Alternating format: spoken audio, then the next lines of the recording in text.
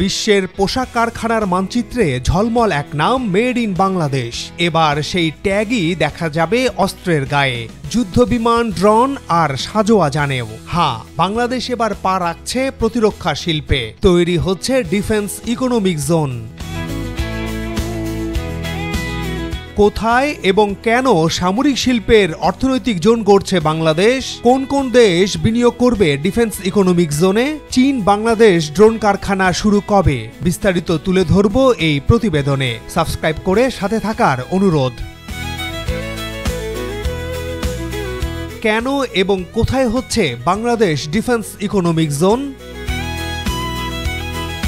বাংলাদেশের অর্থনৈতিক মানচিত্রে একের পর এক বিশেষায়িত জোন গড়ে উঠেছে। টেক্সটাইল, ইলেকট্রনিক্স, এমনকি অটোমোবাইল শিল্পের পর এবার নজর পড়েছে সামরিক উৎপাদন খাতে। এই জোনের পরিকল্পনা এসেছে বাংলাদেশ ইকোনমিক জোন অথরিটি, বেজা আর বাংলাদেশ আর্মড ফোর্সেস এর যৌথ উদ্যোগে। লক্ষ্য একটাই, দেশের প্রতিরক্ষা সরঞ্জাম নিজস্বভাবে তৈরি করা এবং ভবিষ্যতে তা রপ্তানি করা।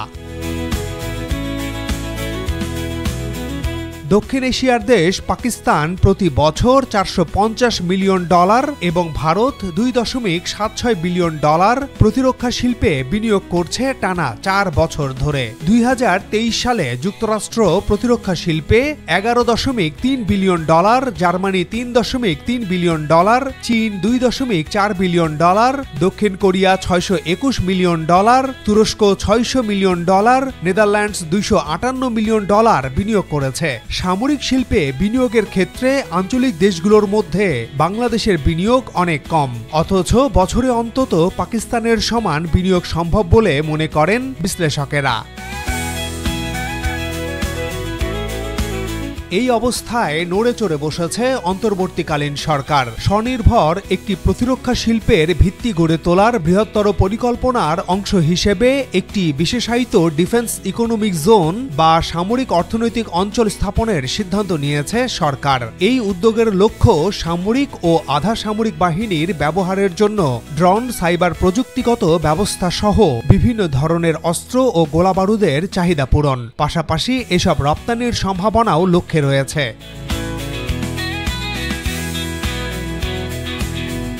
প্রাথমিক তথ্য অনুযায়ী প্রথম বাংলাদেশ ডিফেন্স ইকোনমিক জোন গড়ে উঠছে নরসিংদী ও ঘোড়াশাল অঞ্চলে, প্রায় 350 একর জমিতে। এখানে থাকবে ড্রোন, রাডার, সামরিক যান ও বুলেট প্রুফ সরঞ্জাম তৈরির কারখানা। এই জোনে কাজ করবে সেনাবাহিনীর অধীনস্থ বাংলাদেশ অর্ডিন্যান্স ফ্যাক্টরি BOF। এর সাথে থাকবে বেসরকারি ও বিদেশি কোম্পানিগুলোর যৌথ বিনিয়োগ। এই শিল্পের বিকাশে রাজস্ব বাজেট, সরকারি বেসরকারি অংশীদারিত্ব, PPP, যৌথ উদ্যোগ কিংবা সরাসরি বৈদেশিক বিনিয়োগের মাধ্যমে দীর্ঘমেয়াদে প্রায় 15,000 কোটি টাকার বিনিয়োগ প্রয়োজন হবে।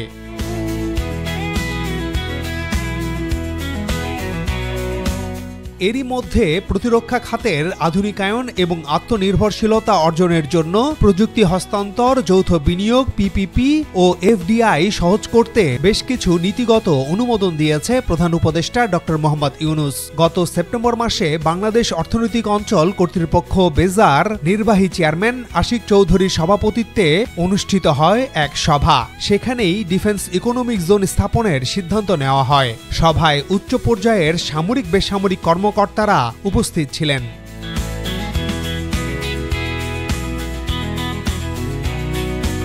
ইতোমধ্যে বিভিন্ন দেশের সরকার ও প্রতিষ্ঠান বাংলাদেশের উদীয়মান প্রতিরক্ষা উৎপাদন খাতে বিনিয়োগের আগ্রহ প্রকাশ করেছে। এর আগে গত 30 এপ্রিল প্রধান উপদেষ্টা নীতিগত দিক নির্দেশনার অনুমোদন দেন। বেজা চেয়ারম্যানের অনুরোধ পাওয়ার পর থেকে বাংলাদেশ সেনাবাহিনী প্রতিরক্ষা শিল্প স্থাপন সম্পর্কিত একটি সমন্বিত জাতীয় নীতিমালার খসড়া ধারণাপত্র তৈরির কাজ শুরু করেছে।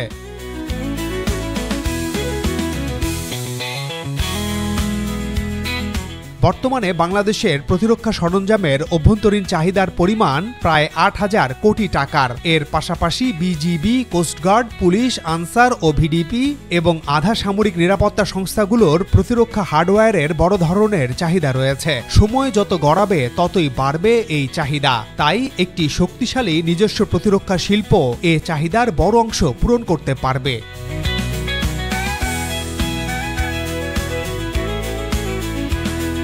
বেসরকারি বিনিয়োগ কেন গুরুত্বপূর্ণ?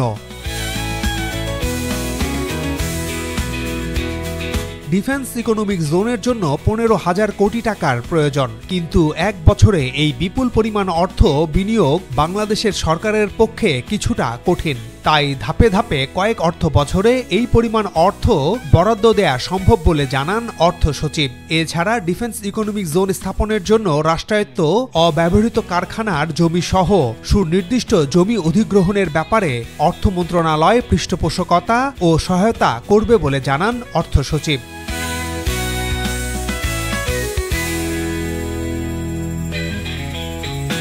তবে সমর শিল্প কারখানা স্থাপনে সবার আগে এগিয়ে আসতে হবে দেশের বেসরকারি বিনিয়োগকারীদের। পার্শ্ববর্তী দেশগুলোতে সমরাস্ত্র বা সামরিক যান সম্পর্কিত বিভিন্ন ধরনের প্রতিরক্ষা শিল্প বেসরকারি উদ্যোগে প্রসার লাভ করেছে। বাংলাদেশের বড় শিল্প গ্রুপগুলো এ ধরনের ভূমিকা রাখতে পারে। ইতোমধ্যে বাংলাদেশ সামরিক বাহিনীর কাছে বিভিন্ন দেশ থেকে সামরিক সরঞ্জাম উৎপাদনের প্রস্তাব এসেছে। বিডার কাছেও বিদেশ থেকে এ ধরনের বিনিয়োগ প্রস্তাব এসেছে।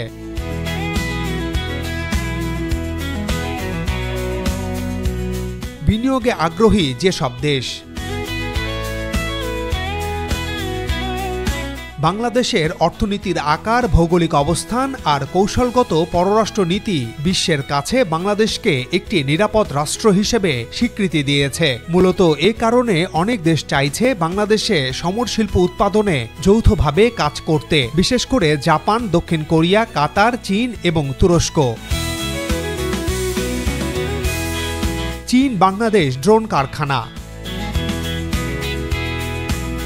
বাংলাদেশ বিমান বাহিনী চীনের সঙ্গে প্রযুক্তি হস্তান্তর চুক্তির মাধ্যমে যৌথ উদ্যোগে বাংলাদেশে একটি ড্রোন উৎপাদন কারখানা স্থাপন করছে। চীনের এই প্রতিষ্ঠানটি মেইল ক্লাস সার্ভেইলেন্স ড্রোন তৈরিতে বিশেষজ্ঞ।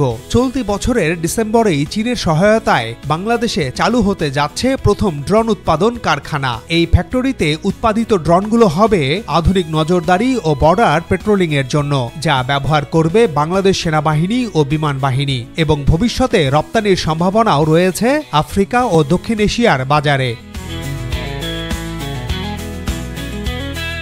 এছাড়া চীন বাংলাদেশে একটি বিমান ওভারহলিং কেন্দ্র স্থাপনেরও প্রস্তাব দিয়েছে। 2 বছর আগে বাংলাদেশ বিমান বাহিনী প্রতিষ্ঠিত Bangladesh aeronautical research and development সেন্টারে নিজস্ব নকশা অনুসারে 4টি বিমান তৈরি ও সফলভাবে উড্ডয়ন করা হয়। এর উদ্দেশ্য ছিল নিজেদের প্রশিক্ষণ বিমান নিজস্ব প্রযুক্তিতে উদ্ভাবন করা এবং পরবর্তীতে বাণিজ্যিকভাবে স্পোর্ট এয়ারক্রাফট উৎপাদন করা। ফলে চীনের প্রযুক্তিগত সহায়তা পেলে স্পোর্ট এয়ারক্রাফট উৎপাদন আরও সহজ হবে। তুর্কি বাংলাদেশ নতুন মিশন।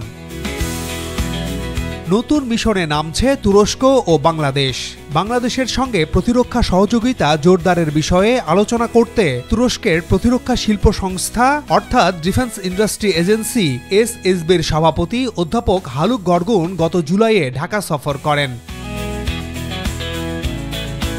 তুরস্ক এখন বিশ্বের শীর্ষ ড্রোন ও সামরিক যান রপ্তানিকারক দেশ। বিশ্বে যুদ্ধের মোড় ঘুরিয়ে দিচ্ছে তুরস্কের সামরিক সরঞ্জাম। বাংলাদেশের সঙ্গে তাদের প্রতিরক্ষা চুক্তি আছে। তারা চায় বাংলাদেশে সমর উপাদান তৈরিতে অংশ নিতে, এমনকি বাংলাদেশে ড্রোন অ্যাসেম্বলি ইউনিটও স্থাপন করতে আগ্রহী এই পরাশক্তি। 2018 সাল থেকে দুই দেশের মধ্যে সমরাস্ত্র কেনাকাটা এবং যৌথ উদ্যোগে প্রতিরক্ষা শিল্প উন্নয়নের মাত্রা বহুগুণ বেড়েছে। গত 7 বছরে বাংলাদেশ অন্তত 15 ধরনের আধুনিক সমরাস্ত্র, বাইরাক্টার TB2 ড্রোন তুরস্ক থেকে সংগ্রহ করেছে। এসব সহযোগিতার আওতায় বাংলাদেশ কোবরা সাঁজোয়া যান, স্বল্প পাল্লার ক্ষেপণাস্ত্র, মাইন প্রতিরোধী যান, বহুমাত্রিক রকেট প্রতিরক্ষা ব্যবস্থা এবং স্বয়ংক্রিয় কামানের গোলা সংগ্রহ করেছে তুরস্ক থেকে। ড্রোন ছাড়াও আকাশ প্রতিরক্ষায় ব্যবহৃত রাডার সিস্টেমও তুরস্ক বাংলাদেশে প্রস্তুত করতে চায়। মূলত বাংলাদেশে এসব উৎপাদন ও অ্যাসেম্বলি ইউনিট উৎপাদন করে বিভিন্ন দেশে বিক্রির লক্ষ্য তুরস্কের। ডিফেন্স ইকোনমিক জোনে তুরস্ককে বিনিয়োগের সুযোগ দিতে চায় সরকার। বিশেষায়িত মিলিটারি ইকোনমিক জোন চালু হলে শুধু অভ্যন্তরীণ চাহিদা পূরণ নয়, বরং আঞ্চলিকভাবে সামরিক সরঞ্জাম রপ্তানির পথও খুলে যাবে। সবচেয়ে বড় কথা, বিশ্ব মোড়লদের নানা নিষেধাজ্ঞা নজরদারি এড়িয়ে অত্যাধুনিক অস্ত্র ক্রয় করা জটিল এক বিষয় হয়ে দাঁড়াচ্ছে দিন দিন। তাছাড়া অনেক দেশ এখন সামরিক খাতে বরাদ্দ বৃদ্ধি করছে। পশ্চিমা সামরিক জোট ন্যাটোভুক্ত দেশগুলো তাদের জিডিপির 5% প্রতিরক্ষা খাতে ব্যয় বাড়াতে সম্মত হয়েছে। আগামী 10 বছরের মধ্যে পর্যায়ক্রমে এই সিদ্ধান্ত বাস্তবায়ন করা হবে। সুতরাং অস্ত্রের বাজার আগামীতেও বাড়বে। বাংলাদেশকেও এই সুযোগ নিতে হবে।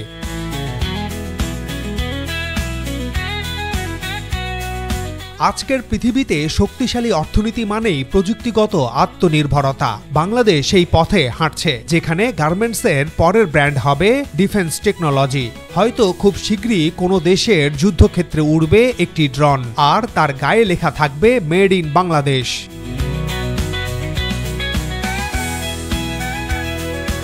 দর্শক, বাংলাদেশের ডিফেন্স ইকোনমিক জোন আর কোন কোন জেলায় হওয়া উচিত? কেন?